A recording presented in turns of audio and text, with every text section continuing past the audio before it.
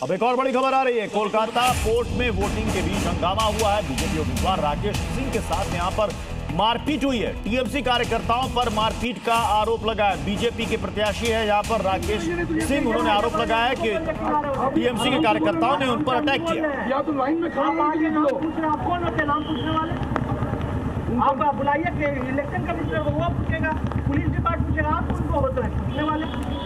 हाँ, ये कैसा है? आप बिहार कर रहे हैं। जब पहले चरण के मतदान के दौरान मैं बंगाल में ही था, दूसरे चरण का मतदान चल रहा है। 93% पहले चरण में, और अभी जो 11 बजे के आंकड़े सामने आए, सबसे पहले बड़ी अपडेट आपके सामने रख देते हैं। 39.97% अब तक वोटिंग हो चुकी है। यानी इसे मानिए कि 11 बजे तक तकरीबन 40% तक वोटिंग हो चुकी है। और उम्मीद की जा रही है 2 घंटे के बाद, यानी कि 1 बजे के बाद फिर जो आंकड़े आएंगे वो भी आपके सामने रखेंगे।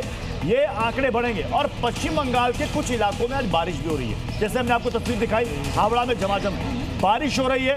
उम्मीद की जा रही है कि मौसम का भी असर पड़ेगा, क्योंकि धूप बहुत ज्यादा, बंगाल में कड़ी धूप और साथ ही साथ ह्यूमिडिटी। इसके बावजूद लोकतंत्र की सबसे खूबसूरत तस्वीर देखिए, लंबी लंबी कतार लगी हुई है।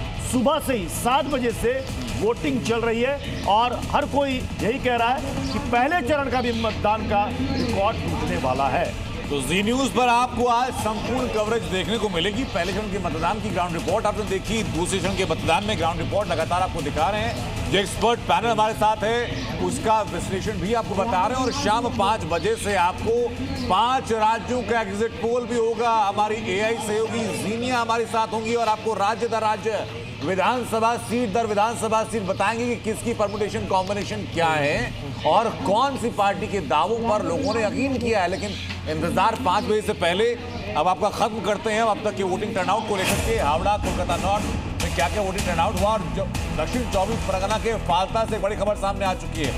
जैसे ही बीजेपी प्रत्याशी दिग्बांशु पांडा पहुंचे, इलाके के तृणमूल कांग्रेस के कार्यकर्ताओं ने जॉय बांग्ला के नारे लगाने शुरू किए और पुलिस को भीड़ के ऊपर लाठीचार्ज यहां पर करना पड़ा। कई जगह से इस तरह की शिकायतें सामने आ रही है बीजेपी के नेता या उम्मीदवारों की तरफ से कि टीएमसी के कार्यकर्ता उन पर अटैक कर रहे हैं, उनको रोकने की कोशिश कर रहे हैं। अभी दक्षिण 24 परगना के फालता से यह खबर सामने आ रही है, जहां पर पुलिस को भीड़ पर लाठीचार्ज भी करना पड़ा है। बीजेपी के प्रत्याशी दबंशु पांडा यहां पर पहुंचे थे, तृणमूल के कार्यकर्ताओं ने घेर लिया, नारेबाजी शुरू कर दी और उसके बाद भीड़ को वहां से हटाने के लिए लाठीचार्ज भी वहां पर करना पड़ा है।